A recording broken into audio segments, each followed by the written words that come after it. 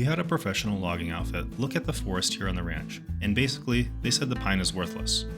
Best case scenario, all the trees would go to a factory to be made into pallets.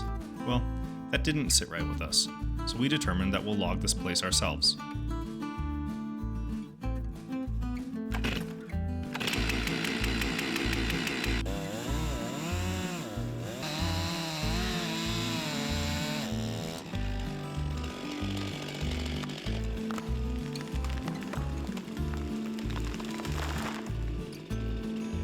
The big logging outfits aren't wrong.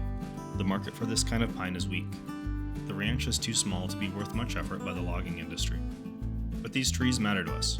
They've been managed by our family for generations, and we know that this wood is good enough to build brilliant things. In our YouTube series, The 1889 Project, we're using this wood to rebuild a historic cabin. In today's video, we're driving around the ranch, going to different parts to talk about the challenges of logging and managing each type of forest here. We'll take you along for a look at the winch, the tractor, and the chainsaw as Robbie has for his setup. Probably 100 years ago, this was actually farmland, and it's a little bit poorer soil. Across the road, there's a lot of clay and proper dirt. Here it gets sandier, so it's been developed primarily as pasture. I mean, it hasn't been developed, but it's been used as pasture. And since then, you can see the encroachment.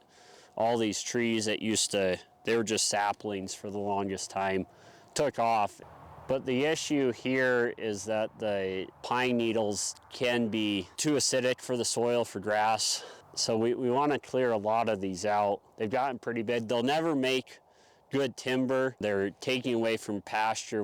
If you looked at a map, it might be 3 or 4 or 5% of this, maybe 10% of this pasture is now covered in trees that weren't. It's just one of those things about you leave a tree every 50, 60 feet, one tree, and maybe let that. But they use the trees, I forget if it's 400 or 500 gallons or something stupid they can use in water in a day. The other issue, and you can see it up here, is the trees actually catch the snow.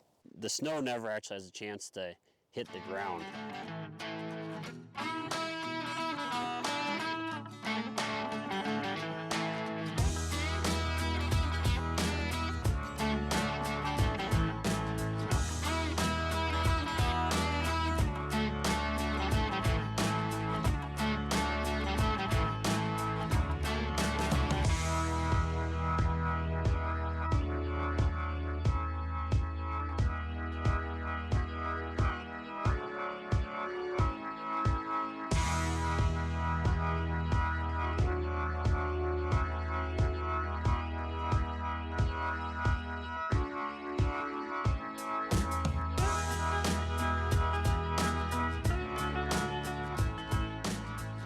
So this is a part of the forest that has had absolutely no management.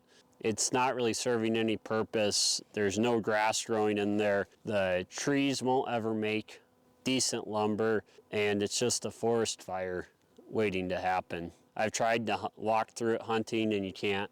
Cows won't go in there, deer. This is a prime example of we should open it up quite a bit, mainly for pasture, for grass to come into there.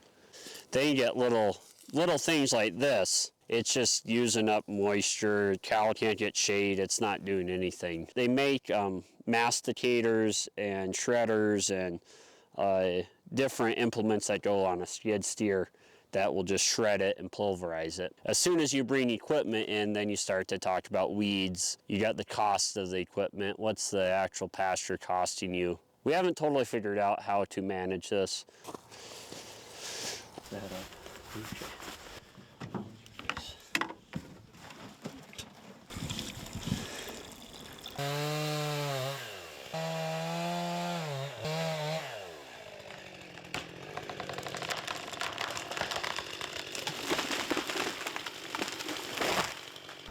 So that was a plunge cut where it's a heavy leaner, so if you kept on cutting, it had a chance to barber chair. And the reason why that stump size had a lot of, I didn't know what was going on in there, and that was as clean a wood as you could have asked for. I do want to get a bigger chainsaw though. I started blocking it up for firewood, and lo and behold, we found this rot. What's killing a lot of the tops of these trees. You see that splotching. You don't notice it, it's about 20 foot up. we cut a bunch of logs for walls in a cabin, and we would find this, and that's what's killing a lot of these pine trees around here is this mold. People think maybe it's the pine beetle, but there's a lot of this. Robbie traveled to Missoula earlier this year to pick up a logging winch. He did a lot with a bulldozer and chainsaws the past couple years, and adding a Wallenstein logging winch to the setup has been a big step in the right direction. But we used it when we built the log cabin. We used a bulldozer similar to this to skid the logs out, and it worked great. But as you can tell by all the dirt on the undercarriage, it's pretty aggressive. You gotta kind of build logging roads to get this in and out, versus the tractor, which weighs about a quarter of this, kind of floats where this will dig in, and with the 150 foot of winch line, you can pull the tree towards you in situations where you can't. With this, you'd have to back right up to it and put your choker on it. It's got these chokers, so you just go around the log. Then you just winch off. That hooks it to the log. You can either lift high here or you have some more mechanical advantage and pull down there. And if you lower the 3-point, this blade will actually dig in and it gives you more pulling power. But I think there's 165 feet of cable and it pulls so easy. I mean, it doesn't take any effort to get that out.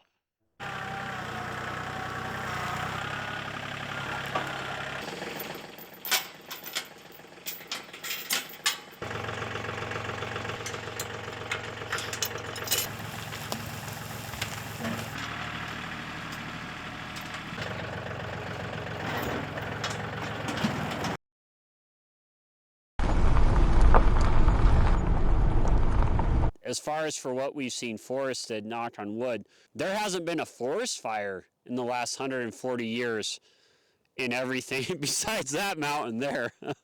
That whole mountain range was everything was burnt on that in the moccasins, but everything else, there hasn't been a fire here on this side of them. The more you open it up, the less chance you get a fire that can just devastate everything. So.